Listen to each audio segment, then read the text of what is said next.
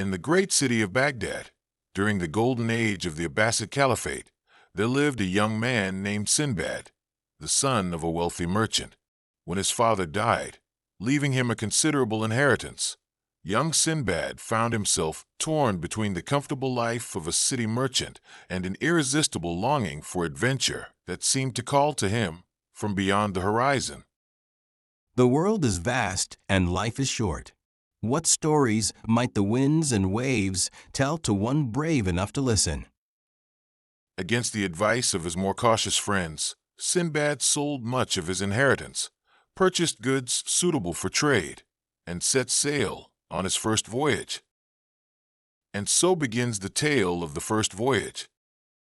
Sinbad's first ship carried him to distant lands where he traded successfully with foreign merchants, marveling at their strange customs and exotic wares. The profits were good, and the journey seemed blessed by fortune until the day their ship approached what appeared to be a beautiful green island. Captain, there lies a perfect island for taking on fresh water and stretching our legs. The island seemed to beckon them with its lush vegetation and peaceful appearance, promising respite from the cramped conditions aboard ship. The crew anchored near the shore and made their way onto what they believed to be solid ground. They lit cooking fires, spread their belongings, and began to prepare a feast to celebrate their successful trading. But as the fires grew hot and the flames burned bright, the island beneath them began to tremble and shift. By Allah, this is no island at all. Too late, they realized they had landed on the back of an enormous whale, so vast that generations of wind and storm had deposited soil upon its back, allowing trees and plants to take root and grow.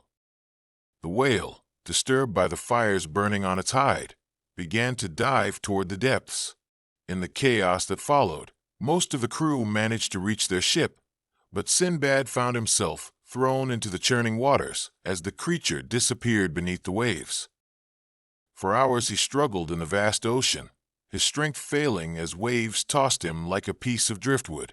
Just when exhaustion threatened to drag him down forever, he glimpsed a large wooden tub floating nearby, part of the ship's cargo that had been thrown overboard in the confusion. Clinging to this makeshift raft, Sinbad drifted for a day and a night until the currents carried him to the shore of a real island. He dragged himself onto the beach, grateful to feel solid earth beneath his feet, and began to explore his new surroundings. The island was indeed paradise. Fresh streams bubbled down from mountain peaks, fruit trees hung heavy with ripe offerings, and the air was sweet with the scent of flowers. As Sinbad wandered deeper inland, he discovered magnificent horses grazing in a meadow, their coats gleaming like silk in the sunlight. Soon he encountered the island's people, who proved to be as hospitable as their land was beautiful. They were ruled by a wise king who listened with fascination to Sinbad's tale of adventure and misfortune. You have traveled far and suffered much. Remain here as our guest until you can find passage home. Sinbad's gratitude knew no bounds, and he served the king faithfully, sharing stories of Baghdad and the wider world. In time, a trading ship arrived at the island, and Sinbad discovered to his amazement that it was the very vessel from which he had been separated. His fellow merchants had mourned him for dead and were overjoyed to find him alive and well. When Sinbad finally returned to Baghdad, he found that his adventures had made him wiser and his trading more successful than ever. Yet even as he enjoyed his comfortable life, his heart yearned once more for the call of distant horizons. And now the second voyage. Unable to resist the lure of adventure, Sinbad soon set sail again, joining a company of merchants bound for the Far East. This second voyage took him to an uninhabited island, where he wandered away from his companions to explore alone, a decision he would soon regret. When he returned to the shore, he found that his ship had sailed away without him. Whether through oversight or misadventure, he had been left behind on the deserted island with no apparent hope of rescue. As Sinbad explored his prison, he discovered a massive white dome rising from the center of the island, smooth as marble and larger than any building he had ever seen. He walked around its entire circumference, but could find no door or opening of any kind.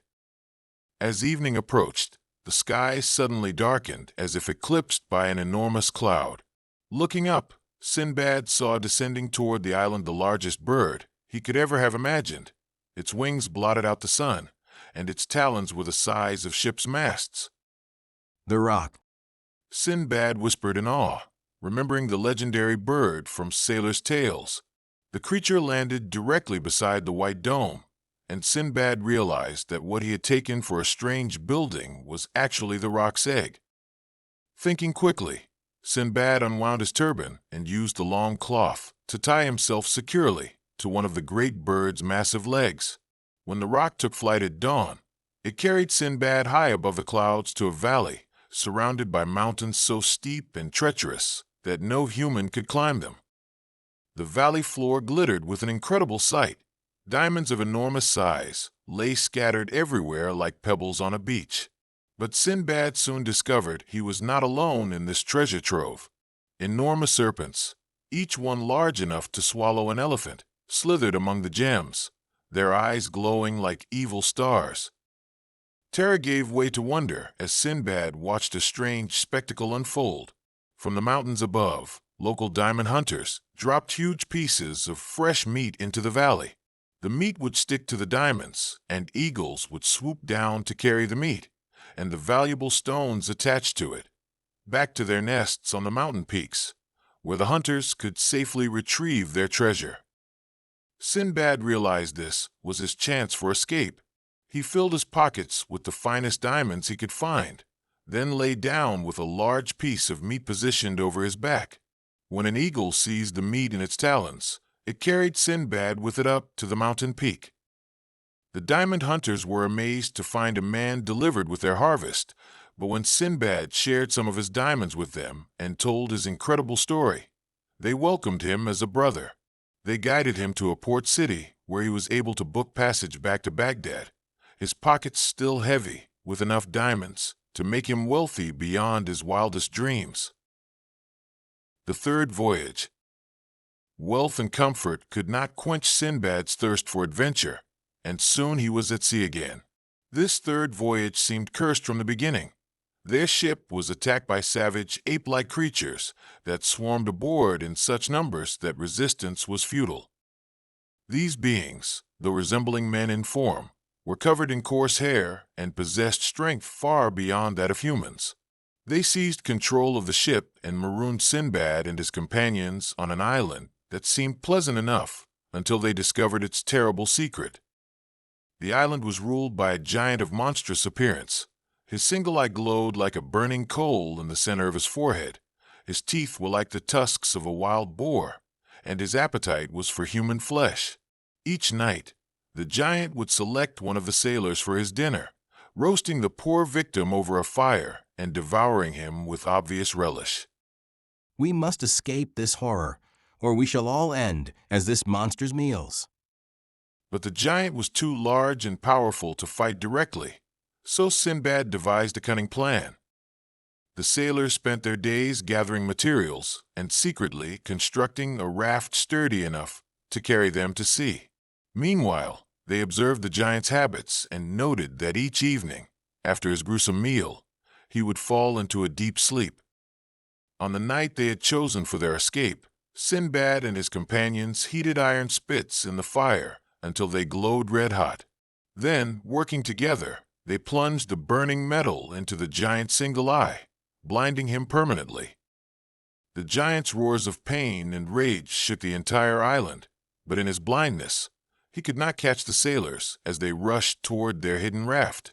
They launched themselves onto the turbulent sea just as the enraged monster reached the shore, hurling enormous boulders in their direction. Most of the stones fell short, but one struck their raft, killing several of Sinbad's companions and nearly sinking their fragile vessel. Still, the survivors managed to paddle away from the cursed island and were eventually rescued by a passing merchant ship. The fourth voyage. By now, Sinbad's reputation as both an adventurer and a successful trader had spread throughout Baghdad, and many merchants sought his partnership.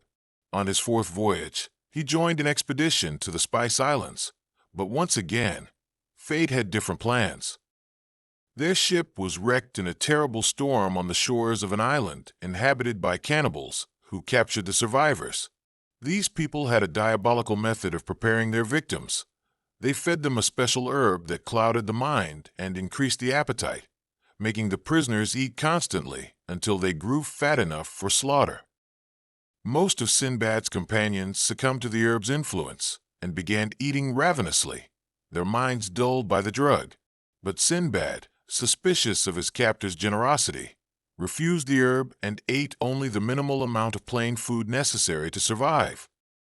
This decision saved his life, for while his companions grew fat and content in their drug stupor, Sinbad remained thin and alert. The cannibals, preferring their meat well marbled with fat, ignored the lean sailor while they waited for his companions to reach the proper size for cooking. When the first of his fellow sailors was taken away for slaughter, Sinbad knew he had to act. That night, he slipped away from the compound and fled into the wilderness, surviving on wild fruits and stream water as he searched for a way off the island. After days of wandering, he reached the coast and found a group of civilized people gathering pepper for trade. They were amazed by his story and welcomed him aboard their ship, which eventually brought him to a prosperous city ruled by a kind and generous king. Sinbad found favor with this ruler and was offered an honored position in the royal court. The king even arranged a marriage between Sinbad and a beautiful, virtuous woman from a noble family. For a time, Sinbad believed he had found a new home and happiness in this strange land. But his contentment was shattered when he learned of a terrible custom practiced by the people of this kingdom. When either husband or wife died, the surviving spouse was sealed alive in a burial cavern along with the deceased, left with only a small portion of bread and water. It was believed that married souls should not be separated, even by death. When Sinbad's wife fell suddenly ill and died, he was horrified to discover that this cruel law would apply to him as well. Despite his protests that he was a foreigner and should be exempt from local customs, the officials were unmoved. He was to be entombed with his wife according to their ancient tradition.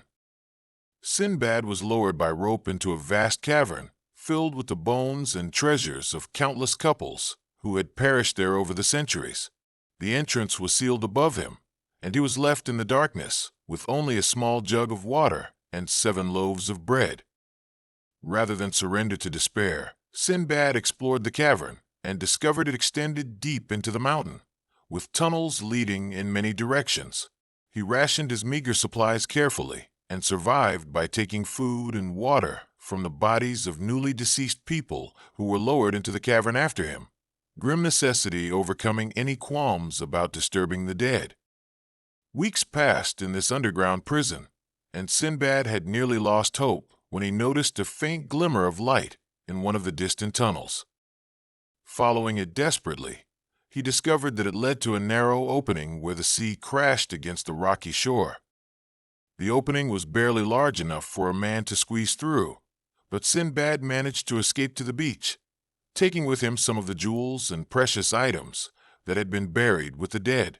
When a passing ship spotted him waving frantically from the shore, the captain took pity on the ragged castaway and provided passage to the next port. From there, Sinbad made his way back to Baghdad, grateful beyond measure to have escaped both the cannibals and the terrible burial custom, vowing to be more cautious about accepting positions in foreign lands whose customs he did not fully understand. The fifth voyage. Sinbad's fifth voyage began when he purchased his own ship and recruited a crew of experienced sailors. He planned to captain the vessel himself, choosing their destinations and trade routes. But even his growing wisdom and experience could not prepare him for the wonders and terrors that lay ahead. The voyage proceeded smoothly until they anchored near an uninhabited island to take on fresh water. While exploring, Sinbad discovered what appeared to be a large white dome, another rock's egg, even larger than the one he had encountered on his second voyage. Despite Sinbad's warnings about the dangers of disturbing such a creature, his crew broke open the egg and killed the young roc inside, roasting it for their dinner. Sinbad watched the sky anxiously, knowing that the parent birds would soon return. His fears proved justified when two enormous rocs appeared on the horizon, their cries of grief and rage echoing across the water as they discovered their destroyed offspring. The giant birds flew away, but Sinbad knew they would return for revenge. Quickly, we must sail immediately, or we shall all perish. But before they could weigh anchor, the rocs returned, each carrying a massive boulder in its talons. The first stone struck the water beside their ship, creating a whirlpool that nearly capsized them. The second boulder hit the vessel directly, shattering it into pieces and sending everyone into the churning sea. Sinbad managed to cling to a piece of the wreckage and was eventually washed ashore on yet another unknown island. This land was ruled by a kindly old man who sat by a stream, his legs apparently too weak to support his body. Good traveler, I am too frail to cross this stream alone. Would you be so charitable as to carry me on your shoulders to the other side? Sinbad, moved by compassion, agreed to help. He knelt down so the old man could climb onto his back, but the moment the stranger's legs wrapped around his neck, Sinbad realized his terrible mistake. The old man's legs were as strong as iron bands, and his grip was unbreakable. Now you shall carry me wherever I wish to go. You are my slave, and I am your master. Sinbad had fallen victim to the Old Man of the Sea, a demon who trapped travelers in this manner and rode them until they died of exhaustion. For days and weeks, Sinbad was forced to carry his tormentor wherever the creature wished to go, never allowed to rest except when the old man himself chose to sleep. Sinbad grew thin and weak, and he began to fear that his adventures had finally come to their end. But Sinbad's wit had not deserted him entirely. One day, he gathered wild grapes and fermented them into wine. When the old man demanded to know what he was drinking, Sinbad offered him some of the sweet liquid. The demon had never tasted wine before, and he drank so greedily that he soon became thoroughly intoxicated. His iron grip loosened, and he swayed unsteadily on Sinbad's shoulders. Seizing his chance, Sinbad threw the old man to the ground and quickly crushed his skull with a large stone, finally freeing himself from the terrible bondage. The sixth voyage. By now, Sinbad might have been expected to remain safely in Baghdad, enjoying his accumulated wealth and telling tales of his adventures to eager listeners. But the call of the unknown remained strong, and he set sail once more, joining a trading expedition bound for the Far East. This voyage brought him to an island where the inhabitants had discovered a remarkable treasure, a mountain of precious ambergris that had washed ashore during a great storm.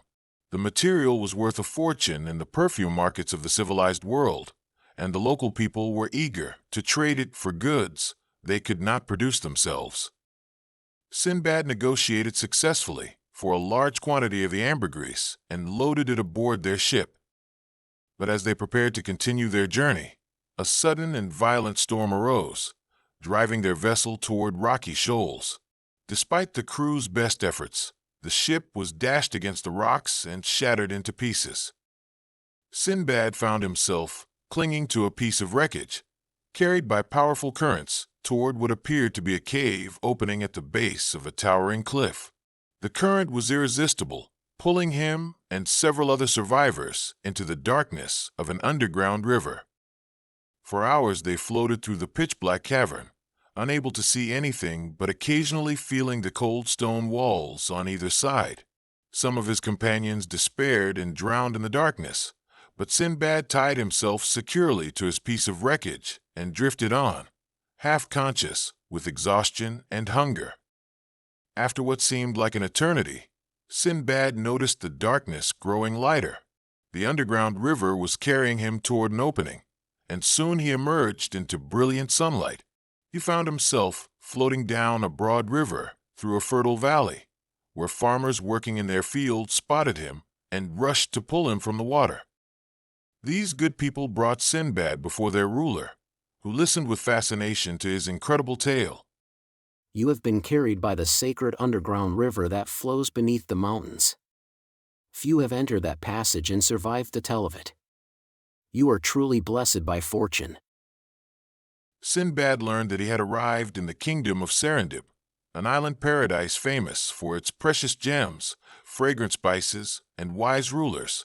The king of Serendib was so impressed by Sinbad's adventures and diplomatic bearing that he treated him as an honored guest for many months.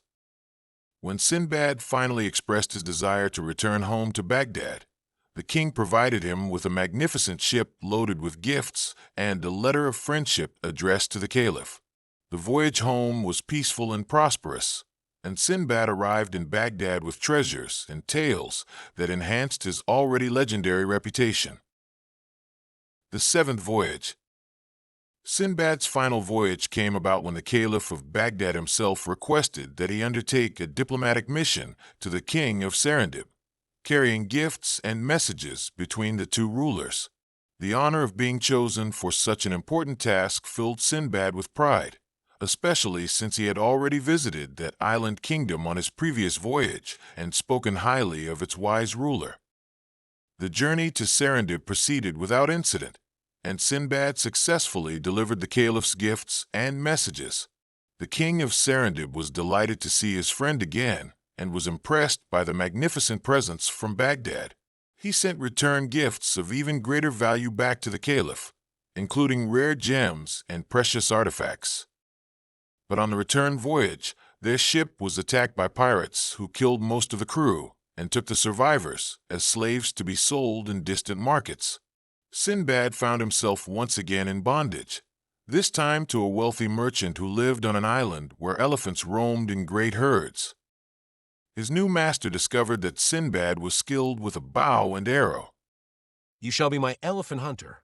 Each day you will go into the forest and bring me ivory tusks. The work is dangerous, but the rewards are great for those who prove successful. Sinbad was given a powerful bow and a quiver of arrows, then taken deep into a jungle where wild elephants roamed. The work was indeed perilous. The elephants were intelligent creatures who remembered those who hunted them, and they would attack on sight anyone they recognized as a threat. For weeks, Sinbad stalked the great beasts, bringing back ivory tusks to his master and earning a reputation as a skilled hunter. But the elephants were growing increasingly hostile, and Sinbad knew that his luck could not last forever.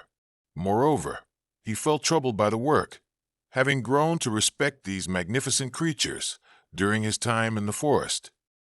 One day, as he sat hidden in a tree waiting for a suitable target, an entire herd of elephants surrounded his hiding place.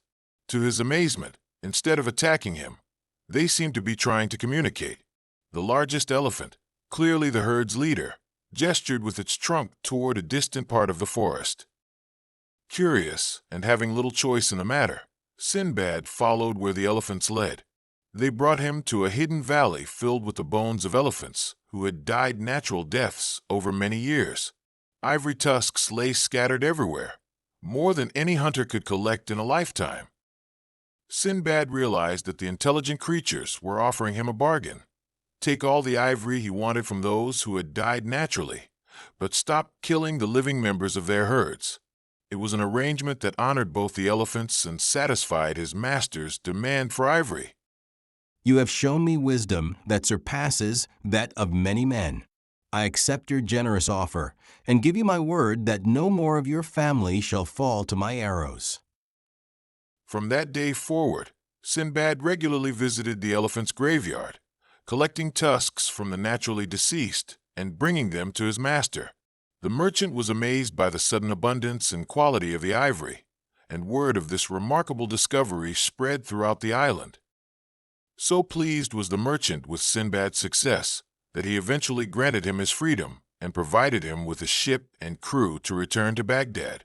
Sinbad loaded the vessel with ivory and other valuable trade goods, including the diplomatic gifts from the king of Serendib that had been confiscated by the pirates but were now restored to him. When Sinbad finally returned to Baghdad and presented the king of Serendib's gifts to the caliph, the ruler was overjoyed that his diplomatic mission had succeeded despite the hardships.